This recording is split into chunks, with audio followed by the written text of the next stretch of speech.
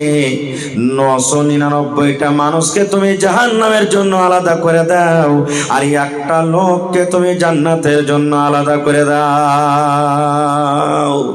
সুবহানাল্লাহ। তাহলে বুঝেন যে জাহান্নামটা কত বড় আর কতটি লোক জাহান্নামের ভিতরে যাবে। 1000-এ একটাই লোক জান্নাতে আর 999টা লোক জাহান্নামে যাবে। বলবেন এটা কেমন করে হয় জি মৌলানা? এটা আমার বিষয় নেই, আল্লাহ বাচ্চারাকে আবার এ বেঁচেতে কোনোদিন আলোচনা করব। শুধু বুঝালাম যে জাহান্নাম কি জিনিস। আর একটু আগে চলেন। জাহান্নাম যখন ভর্তি হয়ে গেল, জান্নাত ভর্তি হয়ে গেল, তখন আল্লাহ তাআলা জাহান্নামকে জিজ্ঞাসা করবে, এই জাহান্নাম তোর পেট ভরেছে? তখন জাহান্নাম কবে না, আল্লাহ এখানে ভরেনি। দেখেন কতটি লোক যেছে।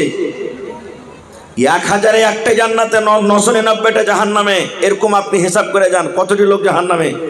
আল্লাহ বলবেন যে তোর পেট ভরেছে জাহান্নাম, আরো দরকার আছে নাকি? কবে না, আল্লাহ এখানে পেট ভরেনি।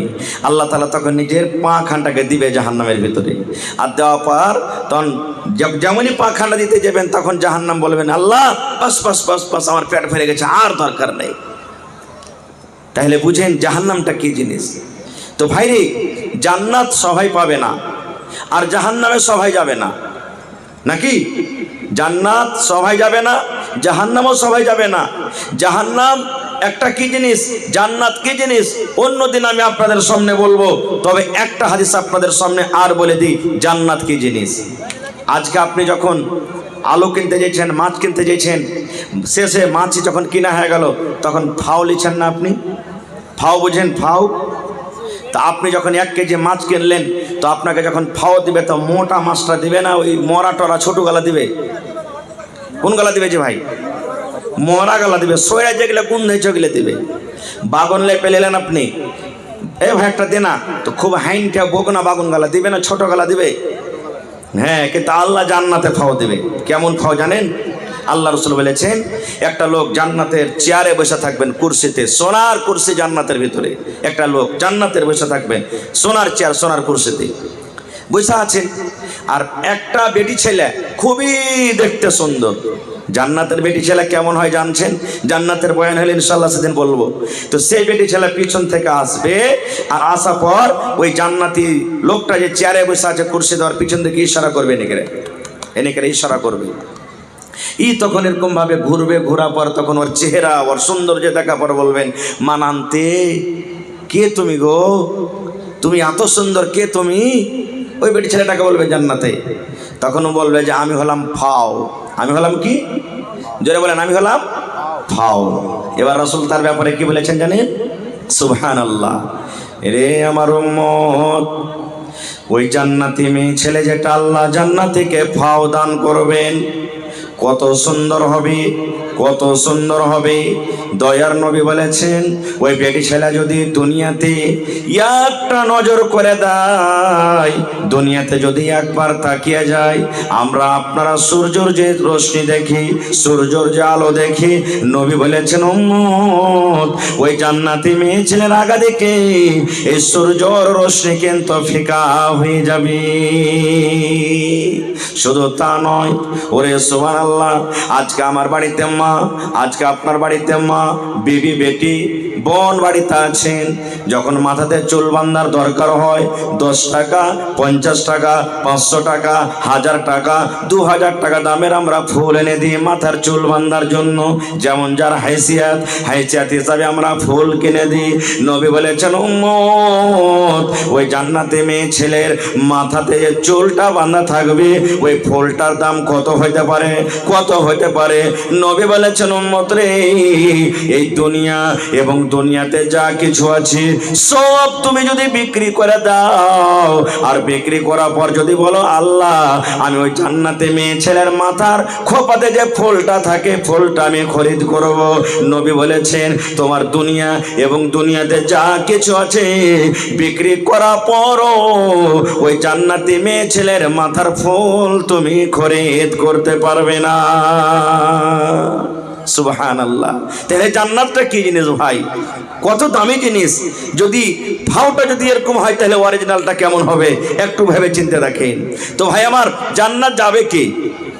কোন মানুষেরা জান্নাত যাবে? দুনিয়াতে কোন এমন কাজ আছে যে সে কাজটা করতে গেলে আমরা জান্নাত পাবো, আল্লাহ তাআলা খুশি হয়ে জান্নাত দান করবে? এক নম্বর কথা, আল্লাহ রাসূল বলেছেন ওই লোকেরা জান্নাত যাবেন, ওই লোকেরা আল্লাহর জান্নাতের ভিতরে যাবেন, ওই লোকেরা আল্লাহর জান্নাতে যাবেন।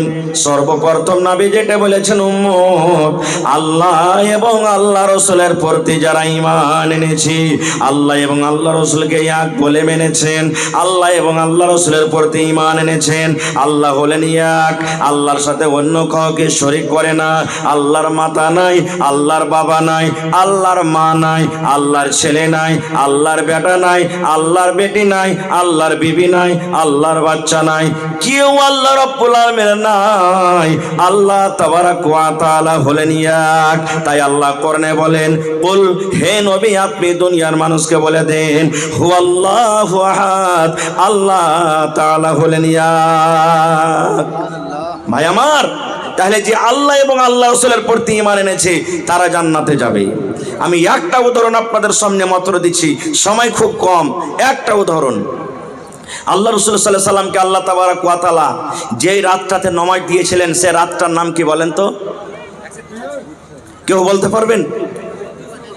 আল্লাহ তাআলা যেই রাতটাতে নবীকে নামাজ দিয়েছিলেন, নবীর প্রতি নামাজ ফরজ হয়েছে, সে রাতটার নাম কি? সে রাতটার নাম কেউ বলতে পারবেন না? হায় আল্লাহ, যেই রাতটাতে আল্লাহ নবীকে নামাজ দিয়েছিলেন, তোহফা গিফট দিয়েছিলেন, নবীর প্রতি নামাজ ফরজ হয়েছিল, সেই রাতটার নাম হলো কি? মেরাজ। সে রাতটার নাম কি? মেরাজ। বিসমিল্লাহ।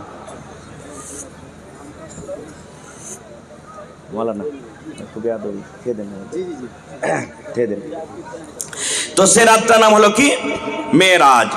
ভাই মুসলমান, নবীজি একই রাতে আল্লাহর আদেশে মক্কা থেকে ফিলিস্তিন গেলেন, ওখানে সমস্ত নবীরাকে নামাজ পড়াইলেন 2 রাকাত, আর ওখান থেকে চলে গেলেন 7 আকাশের উপরে, ওখানে সিদরাতুল মুনতাহা থেকে আগে গেলেন, আল্লাহর সাথে কথা বললেন, আল্লাহ 50 ওয়াক্ত নামাজ দিলেন, কাটতে ছাড়তে 5 ওয়াক্ত নামাজ হলো। লম্বা ঘটনা, আমি ঘটনার দিকে যাব না। আর একই রাতে ফের মক্কা ঘুরে চলে এলেন। এখনকার মানুষ বিশ্বাস করবে যে ভাই? এই জামানার মানুষ বিশ্বাস হবে? হায় আল্লাহ, ঘুরে চলে এলেন। নবীজি আফসোস করে বসে আছেন। নবীজির দুশমন আবু জাহাল, সব থেকে বড় দুশমন নবীর, এটা হলো নবীর চাচা। আবু জাহাল হাঁটতে হাঁটতে এসে দেখছে, ভাতিজা মোহাম্মদ, আমার আপনার নবীর নাম কি? নবী মুহাম্মদ সাল্লাল্লাহু আলাইহি সাল্লাম। বলছে, ভাতিজা মোহাম্মদ মনটা খারাপ, কারণটা কি? আজ তোমার কাছে কোনো জিন ভূত আসেনি? তোমার কাছে নতুন কিছু কাজ নাই, নতুন কথা নাই? নবীজি তখন বলছেন যে আল্লাহ, আবু জাহাল তো এমনি আমাকে মানে না, আর আমি যদি ওকে বলি যে আমি এরকম এরকম দেখে এসেছি এক রাতে, মানবে কি মানবে না? তখন নবী বলছেন যে হ্যাঁ আবু জাহাল, নতুন কাজ আছে, নতুন কথা আছে। বলছে কি, একটু জানাবে না?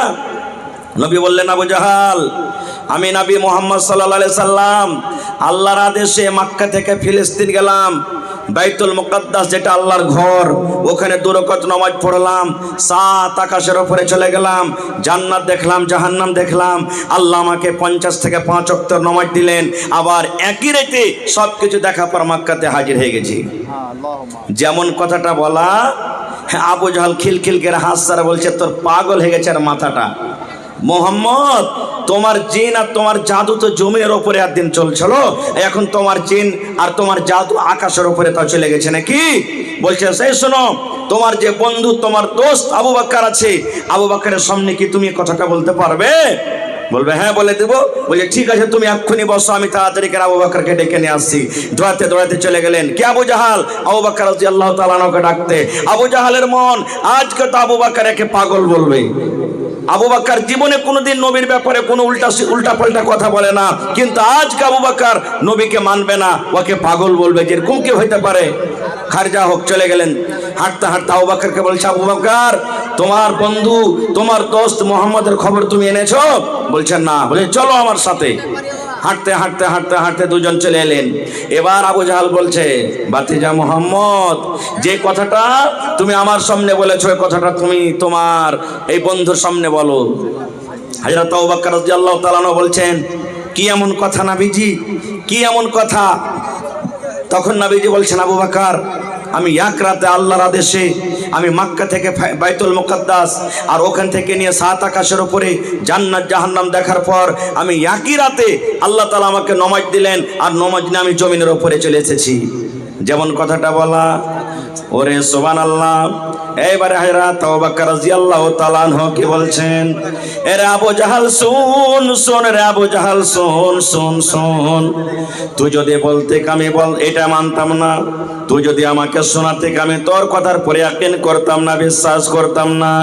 এই যে নবী আমার মক্কা থেকে বাইতুল মুকাদ্দাস আর ওখান থেকে 7 আকাশের উপরে গেলেন, জান্নাত জাহান্নাম দেখে আবার একই রাত্রে ঘুরে এলেন, এটা ছোট মোটো কথা রে, এটা ছোট মোটো কথা। হে আবু জাহাল শুন, নবী আমার বলেছেন আল্লাহ হলেন এক, আল্লাহ হলেন এক। আল্লাহকে জীবনে দেখিনি, আল্লাহ কেমন, আল্লাহ কেমন, আল্লাহকে জীবনে দেখিনি। নবী বলেছেন আল্লাহ এক এক বলে মেনে নিয়েছি। নবী বলেছেন জান্নাত আছে, নবী বলেছেন জাহান্নাম আছে, কিন্তু জান্নাতও দেখিনি, জাহান্নামও দেখিনি, জান্নাত জাহান্নাম বলে ঈমান এনেছি রে। এই আবু জাহাল শুন, আমার নবী যদি বলছেন, আমার নবী যে বললেন, এ আবু বকর আমি এক রাত্রে মক্কা থেকে ফিলিস্তিন গেলাম আর ওখান থেকে 7 আকাশের উপরে জান্নাত জাহান্নাম দেখে ঘুরে এলাম, আমি আবু বকর মেনে নিলাম, মেনে নিলাম, মেনে নিলাম। আমার নবী সত্য সত্য সত্য সব দেখে এসেছেন।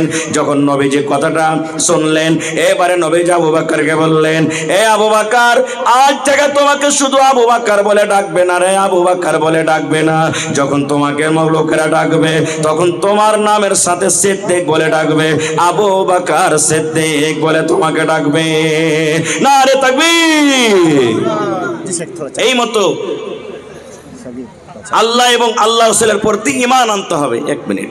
এইবারে যখন আবু জাহল দেখলে আবু বকর তোর কথা মেনে নিলে, তখন নবীকে বলছেন যে আচ্ছা শোনো তো, তুমি যে বলছো যে আমি ফিলিস্তিনে বাইতুল মুকাদ্দাস দেখে এসেছি, তো কয়টা দরওয়াজা আছে, কয়টা চৌখাট আছে, কয়টা দরওয়াজা আছে, কয়টা জানলা খিড়কি আছে বলো তো।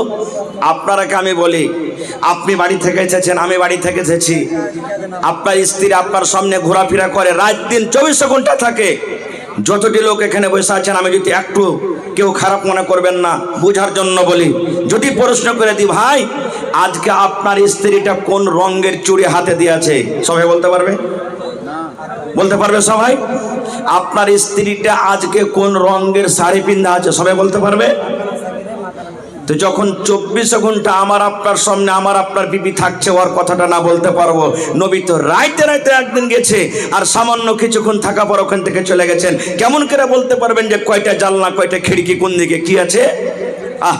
নবীজি বলছেন আল্লাহ এইবারে মনে হয় আমাকে আবু জাহল অপমান করে দিবে। আল্লাহ রাব্বুল আলামিন এবার জিবরিল ফেরেশতাকে বলছেন, জিবরিল রে, ওই বেঈমান, ওই বেকুব আবু জাহাল নবীকে আমার প্রশ্ন করে দিয়েছে, নবী আমার উত্তর দিতে পারে না। এ জিবরিল যাও যাও যাও, যে বাইতুল মুকাদ্দাস, বাইতুল মুকাদ্দাসের যেটা ছবি আছে, বাইতুল মুকাদ্দাসের যেটা মসজিদ আছে, ওই মসজিদটা আমার নবীর সামনে তুমি হাজির করে দাও, ছবিটা আমার নবীর সামনে হাজির করে দাও। আবু জাহাল প্রশ্ন করবে আর আমার নবী দেখা দেখে সে উত্তর দিবেন। शुक्रिया। 2 मिनट माजरत के साथ आप चाय भी ले सकते, चाय दीजिए 2 मिनट। खदीजा एक बच्ची का नाम है, बाप का नाम है सगीर और माँ का नाम है उज़लिफा। अताउर चौक में वो बच्ची बैठ के रो रही है, ना बाप का पता ना माँ का पता। इसलिए सगीर साहब से मेरी गुजारिश है जाके अपनी बेटी को वहाँ रिसीव कर ले अताउर चौक में।